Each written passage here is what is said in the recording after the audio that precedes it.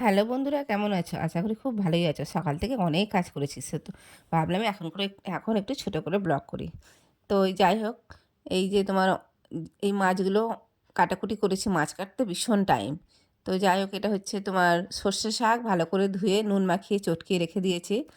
আর এদিকে শাটিম মাছ ভাজছে। আমার একটু ভালো লাগে শীতের সময় শাটিম মাছ খেতে। সবসময় না, শীতের সময় একটু একবার দুবার খেলাম ঠিক আছে, তো ভালো লাগে মোটামুটি। তো কাদের ভালো লাগে তারা কমেন্ট করে জানাও। তো ভালো লাগবে। আর মাছ কাটাকাটি বিশাল ঝামেলা, কিন্তু আমি মাছ কাটতে খুব পছন্দ করি। কারা কারা মাছ কাটতে পছন্দ করো তারা কমেন্ট করে জানাবে। তো যাই হোক, এই যে মাছ ভাজছে আর এদিকে কাটাকাটি করে নিয়েছি। তো সকাল করে রান্না করে তো এক জায়গায় যাব।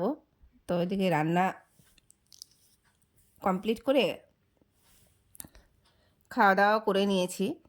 তো এই যে সমস্ত মাছ ভাজা ভাজা প্রায় শেষের দিকে। তো রান রান্না কমপ্লিট, খাওয়া দাওয়া করে বেরিয়ে পড়লাম বোনের বাড়ি। তো এই যে বোনের বাড়ি ঢুকছি, চলেও এসছি। একটু ঠান্ডা খুব একটা নেই মোটামুটি।